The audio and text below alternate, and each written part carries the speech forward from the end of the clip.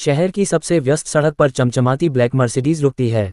दरवाजा खुलता है और बाहर निकलता है अमित वर्मा, शहर का सबसे अमीर उद्योगपति।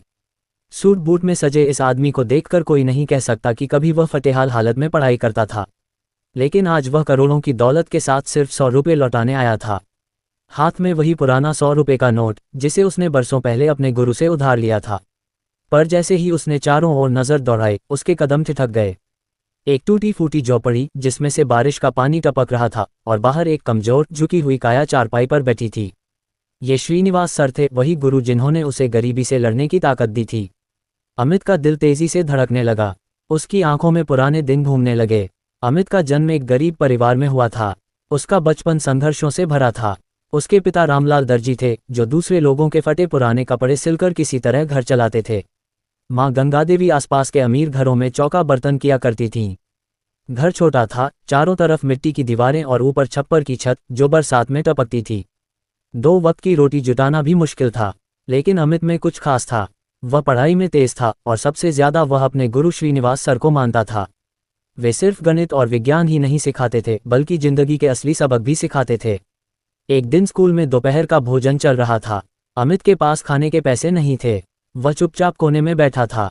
ये देखकर श्रीनिवास सर ने उसे पास बुलाया और अपनी जेब से 100 रुपये का नोट निकालकर उसके हाथ में रख दिया। बेटा, इसे कर्ज समझ कर रखना। जब बड़ा आदमी बन जाए तब इसे लौटाना। अमित ने सिर झुका लिया। उसकी आंखों में आंसू आ गए थे। उस दिन उसने मन ही मन कसम खाई कि वह एक दिन इस 100 रुपये को लौटाएगा, लेकिन सिर्फ पैसे नहीं, बल्कि सम्मान और प्यार के साथ। गरीबी के बावजूद अमित ने पढ़ाई जारी रखी। लेकिन 12वीं के बाद हालात इतने बिगड़ गए कि उसे कॉलेज छोड़कर काम करना पड़ा। अखबार बेचना, वह सुबह सुबह उठकर अखबार बांटता था। चाय की दुकान पर बर्तन धोना, कई बार उसे लोगों की जूठन तक साफ करनी पड़ती थी। स्कूल के बच्चों को ट्यूशन देना, जितना पढ़ा था उतना ही दूसरों को पढ़ाने लगा। अमित का सपना था कि वह खुद का बिजनेस करे।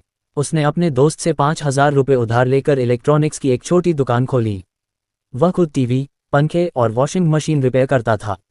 धीरे धीरे उसकी मेहनत रंग लाने लगी। दुकान चल निकली और फिर उसने एक छोटी इलेक्ट्रॉनिक्स कंपनी शुरू कर दी।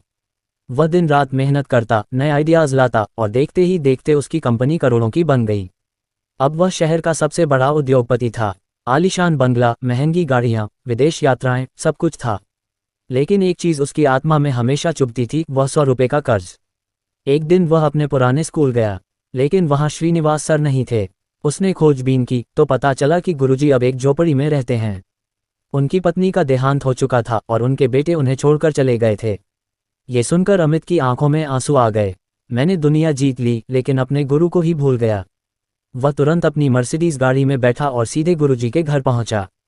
जब अमित वहां पहुंचा तो उसने जो देखा उसने उसका दिल तोड़ दिया। एक टूटी फूटी झोपड़ी, चारपाई पर बैठे कमजोर और थके हुए श्रीनिवास सर। उनकी आंखों में अजीब सी बेबसी थी। अमित दौड़कर उनके पास गया, घुटनों के बल बैठ गया और कांपते हाथों से वही 100 रुपये का नोट उनके सामने रख दिया। गुरुजी, मैं आपका कर्ज चुकाने आया हूं।